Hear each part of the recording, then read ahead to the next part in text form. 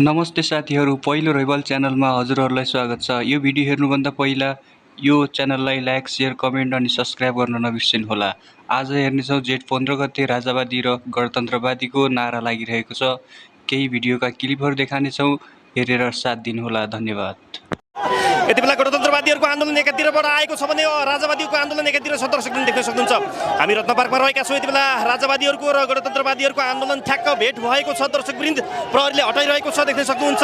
नाराबाजी गरेर राजावादीहरू एकातिर गइरहेका छन् भनेदेखि यता गणतन्त्रवादीको आन्दोलन आइरहेको छ। अब प्रहरीले केही धरपकड गर्न खोजिरहेको छ। उहाँहरू नटेरिसकेपछि प्रहरीले यहाँ देख्न सक्नुहुन्छ उहाँहरूलाई भचट्ने काम गरिरहेको छ।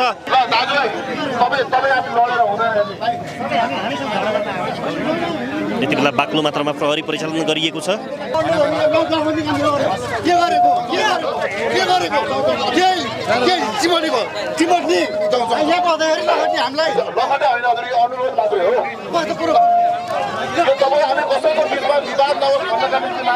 दर्शकवृन्द यति बेला राजावादीहरूलाई प्रहरीले नियन्त्रणमा लिँदैछ, अन्त लान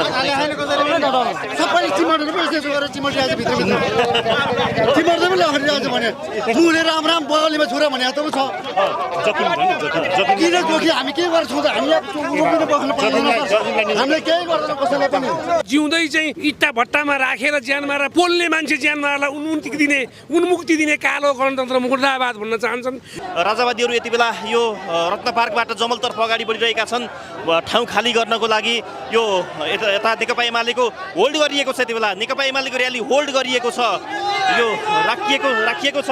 यहाँ गणतन्त्रवादीहरू यहाँ देख्न सक्नुहुन्छ, जनताहरू आमुने सामुने भएका छन्, देख्न सक्नुहुन्छ। अब के हुन्छ यहाँनिर हामी देखिरहेका छौँ। यहाँ के हुन्छ अब यहाँनिर? अब यहाँ भीषण आक्रमण हुन्छ, किनभने हामीलाई राजा चाहिन्छ हुन्छ। यहाँ राज संस्थावादीहरूको एकातिर छ भने उतापट्टि गणतन्त्रवादीको देख्न सक्नुहुन्छ आन्दोलन। दर्शकवृन्द यता एकातिर गणतन्त्रवादीको आन्दोलन छ। दर्शकवृन्द अब यहाँ केही हुनेवाला छ है। यो गणतन्त्रको छिटै अन्त्य हुनुपर्छ, त्यसपछि जनताले शान्तिको सास फेर्न पाउँछन्। यो जनताको तन्त्र होइन, यो गणतन्त्र होइन। राजावादी र गणतन्त्रवादीको दर्शकवृन्द यहाँ भेट भइसकेको छ। दर्शकवृन्द यहाँनिर देख्न सक्नुहुन्छ। अब के हुन्छ हामी यहाँ देखिरहेका छौँ राजावादी र गणतन्त्रवादीको। यहाँ दर्शकवृन्द हामी देख्न सक्नुहुन्छ। दर्शकवृन्द यहाँनिर प्रहरी लगाएर यहाँ बाटो खाली गरिँदैछ। जो यहाँ नेकपा एमालेको जुलुस देख्न सक्नुहुन्छ तपाईँले। नेकपा एमालेको जुलुस अगाडि बढिरहेको छ र यतापट्टि राजावादीहरूको जुलुस छ। दर्शकवृन्द यो बिचमा निकै यता गणतन्त्र नेपाल जिन्दाबादको नारा लागिरहेको छ भने एकातिर राजतन्त्रको नारा लागिरहेको छ। यो जुन हामी रत्न पार्कको दृश्य देखाइरहेका छौँ, ताजा अवस्था। दर्शकवृन्द यहाँको अवस्था देख्न सक्नुहुन्छ, एकदमै शान्त बनेको छैन, अशान्तिको स्थिति हुनेवाला थियो। तर अहिले प्रहरीले समन्वय गरेको छ। प्रहरीको समन्वयले यो ठाउँ अहिले शान्तिपूर्ण रूपमा अगाडि बढिरहेको छ। यता नेकपा एमालेको विशाल जनसभा देख्न सक्नुहुन्छ। एकापट्टि राजावादीहरूको समूह बढिरहेको छ। नेकपा एमाले त देशैभरि आज काठमाडौँ कब्जा गर्छु भन्दैछ त। गफ गर्नलाई त के हुन्छ र, पैसा लाग्दैन, जे भन्ने पनि हुन्छ। जनता हुनु परेन, कोही छैन, कोही पनि छैन। यति बेला र्याली आइसकेको छ। दर्शक पनि देख्न सक्नुहुन्छ नेकपा एमालेको र्याली यतापट्टि छ, राजावादीहरू यतापट्टि छन्, देख्न सक्नुहुन्छ। अब के हुन्छ? राज संस्थावादीहरूले आन्दोलन गर्छु भनेको रत्न पार्क क्षेत्रको पछिल्लो अवस्था देख्न सक्नुहुन्छ। यति बेला सत्तासीन नेकपा एमाले पनि भृकुटी मण्डपमा अर्को सभा गरिरहेको छ। दर्शकवृन्द दुईवटा समूहको आन्दोलन अथवा जुन जुलुस यहाँ आउँदैछ, यसलाई सहजीकरण गर्न नेपाल प्रहरीले खोजिरहेको छ। हामी यहाँ देखिरहेका छौँ रत्न पार्कको दृश्य। यो अवस्थामा उहाँहरू नाराबाजी सहित अगाडि बढ्नु भएको छ। यो दृश्यमा तपाईँले देख्न सक्नुहुन्छ।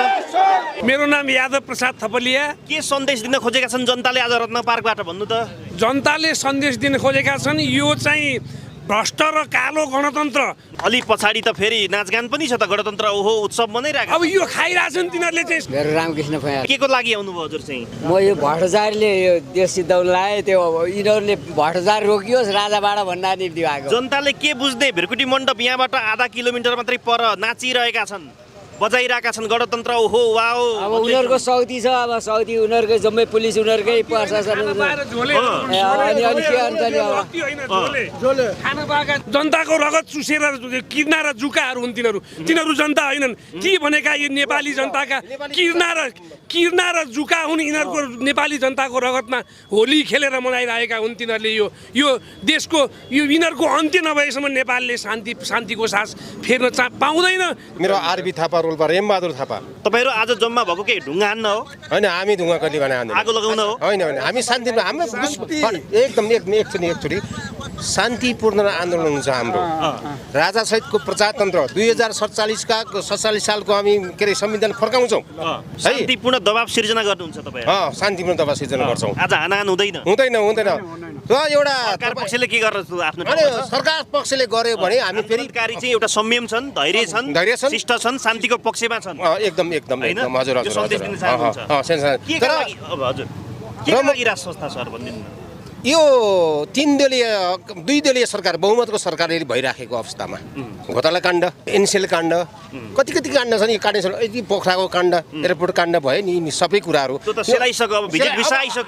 अहिलेको तत्कालै चाहिँ यो भिजिट भिसाका कारणहरू छन् हाम्रो लेखक गृहमन्त्री रमेश लेखकज्यू होइन उहाँको नाम पनि भुल्न पनि छोडेँ मैले राम्रो काम गरे पो नाम आउने हो नराम्रो काम चाहिँ किन नाम आउँछ है यसोसले गर्दाखेरि कस्तो हुन्छ भने यो देशमा राज संस्था हिन्दू राष्ट्र कायम हुनुपर्छ। त्यसकारण हामी अब सबै नेपाली जनता एकजुट हुनु पर्यो यो देशमा हिन्दू राष्ट्र स्थापना हुनु पर्यो राजतन्त्र स्थापना हुनु पर्यो। आज के हुन्छ जेठ 15 गते चैत 15 जस्तो हुन्छ कि भन्ने पनि आशंका छ डर पनि छ के हो तपाईँहरू शान्तिको पक्षमा हुनुहुन्छ अब यो सरकारको विश्वास चाहिँ छैन हजुर यो सरकार यतिसम्म धर्म भएको सरकार चाहिँ होइन यो जनताप्रति माया भएको सरकार होइन यसले जे पनि गर्न सक्छ यसको लागि चाहिँ जनता तयार भएर बस्नुपर्छ अब यसको प्रतिपक्षमा निस्किनुपर्छ जनता भन्न चाहन्छु। हजुर सन्तोष कुमार रौनियाल के चाहन्छ यो जनमानस राजा चाहिन्छ राजा हो म कृष्ण देवकोटा मेरो के का लागि यो परिवर्तन यो देशमा शान्ति कायम गर्नको निम्ति हो। यहाँ चाहिँ नि गार्जियन कोही भएन